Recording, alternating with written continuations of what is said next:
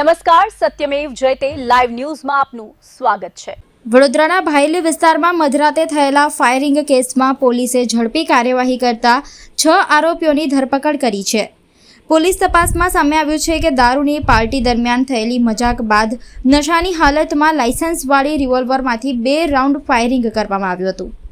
સમગ્ર મામલે એસપી સુશીલ અગ્રવાલે મહત્વની વિગતો જાહેર કરી છે।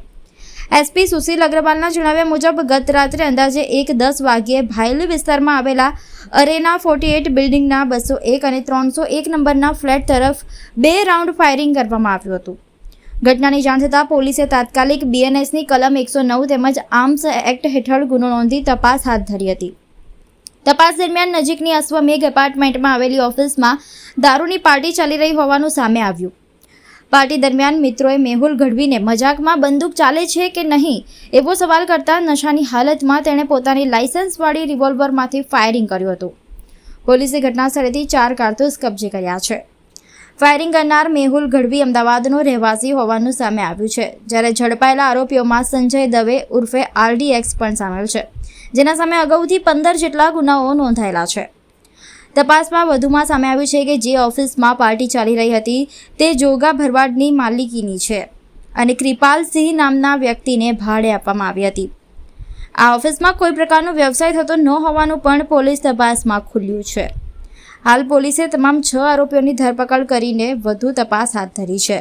વડોદરા જિલ્લાના વડોદરા તાલુકા પોલીસ સ્ટેશનની અંદર અંદાજિત રાતને 1:10 વાગ્યે પોલીસ કંટ્રોલ રૂમની અંદર એક ફાયરિંગ બાબતની ઘટનાની જાણ પડી, જેની અનુસંધાને અરીના 48 નામના રેઝિડેન્શિયલ બિલ્ડિંગના ફ્લેટ નંબર 201 અને ફ્લેટ નંબર 301 ની અંદર 2 રાઉન્ડ્સ ફાયર કરવામાં આવ્યા હતા। તાત્કાલિક તાલુકા પોલીસ, એલસીબી, એસઓજી, બધા ડીવાયએસપી શ્રીઓ, બધી ટીમો ઘટના સ્થળ પર પહોંચીને ઘટના સ્થળનું મુઆયના કરવામાં આવ્યું હતું અને એક એફઆઈઆર બીએનએસની 109 અને આર્મ્સ એક્ટ મુજબની દાખલ કરવામાં આવી હતી। પછી ઘટના સ્થળના મુઆયના પછી એની ટ્રેજેક્ટરી એનાલિસિસથી એના નજીકમાં આવેલા અશ્વમેઘ એવેન્યુમાંથી આ ફાયરિંગ કરવાનો પોલીસે જાણ પડતા એ જગ્યા પર પોલીસ દ્વારા રેડ કરવામાં આવી હતી, જેના ઓફિસ નંબર 8 અને 9 ની અંદર પોલીસે ત્યાં કોઈ દારૂની મહેફિલ થઈ હોય એવી રીતેની હકીકત જાણ પડી હતી। એના અનુસંધાનમાં સીસીટીવી ફૂટેજ, ટેકનિકલ સોર્સિસ અને હ્યુમન ઇન્ટેલિજન્સથી પોલીસે આ ગુનાનો ભેદ ઉકેલ્યો છે અને ટોટલ 6 અક્યુઝની ધરપકડ કરવામાં આવી છે, જેની અંદર છે શક્તિસિંહ વનરાજસિંહ રાણા, મેહુલ મહેન્દ્ર ગઢવી, સંજય રમેશચંદ્ર દવે, વિજયકુમાર ચંદુલાલ ભરવાની, દીપક શંભુનાથ ઝા, ઇન્દ્રજીત અનિરુદ્ધસિંહ વાઘેલા। આ 6 આરોપીઓની ધરપકડ પોલીસ દ્વારા કરવામાં આવી છે, જેની અંદરથી આ વેપન મેહુલ મહેન્દ્ર ગઢવીનો હોવાનું અત્યારે જણાઈ આવે છે। એમની પાસે આ વેપનનું ઓફિશિયલી લાયસન્સ ધરાવે છે। તે બાબતની જાણ અમે સંબંધિત જિલ્લાના કલેક્ટરને કહીને એને રદ કરવા માટેની તજવીજ હાથ ધરાવશું। આ દારૂની મહેફિલ દરમિયાન આ વેપન જ્યારે મેહુલ મહેન્દ્ર ગઢવીના પાસે હતો, તેમના મિત્રો દ્વારા એમને કહેવામાં આવ્યું કે ભાઈ આ તું વેપન લઈને ફરે છે, આ ચાલે છે કે કેમ? તો મહેન્દ્ર ગઢવી દ્વારા આ વેપન ચાલે છે તે બાબતનું પુરાવા આપવા માટે પોતાના ઓફિસના બારીમાંથી સામે આવેલા અરેના 48ના 2 ફ્લેટ્સ 201 અને 301 ની અંદર આ ફાયરિંગ કરવામાં આવી છે। પોલીસ દ્વારા હાલ આ વેપન રિકવર કરવામાં આવ્યું છે, એની સાથે એક મેગઝીન રિકવર કરવામાં આવી છે અને 4 રાઉન્ડ્સ 4 જીવતા કારતૂસ પણ પોલીસ દ્વારા રિકવર કરવામાં આવ્યું છે। તમામ આરોપીઓની ધરપકડ થઈ ગઈ છે અને આના સંબંધિત બીજો દારૂનો મહેફિલનો કેસ પણ પોલીસ દ્વારા રજીસ્ટર કરવામાં આવ્યો છે અને એની અંદર આગળની કાર્યવાહી કરવામાં આવશે।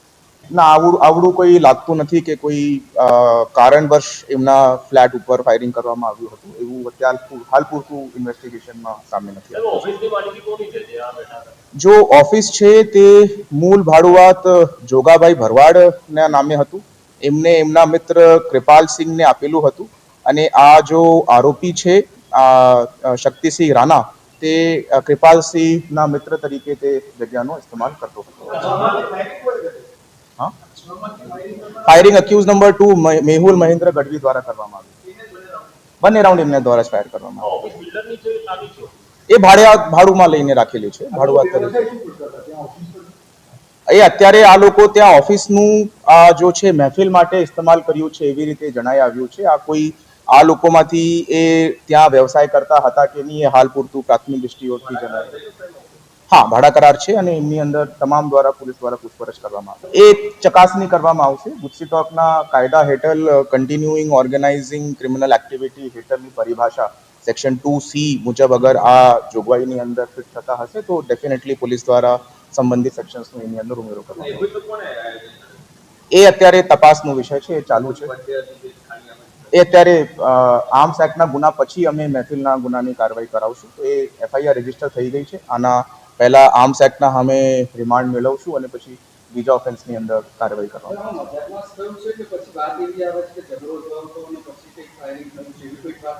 નહીં. એ જો ફાયરિંગ કરવામાં આવી છે તે વિન્ડોના બહારથી ફાયરિંગ કરવામાં આવી છે અને બંને બિલ્ડિંગની વચ્ચે એક ખેતર છે અને ખેતરની અંદર સામે 201 અને 301 એક જ સીધી લીટીની અંદર બંને રાઉન્ડ ફાયર થયા છે.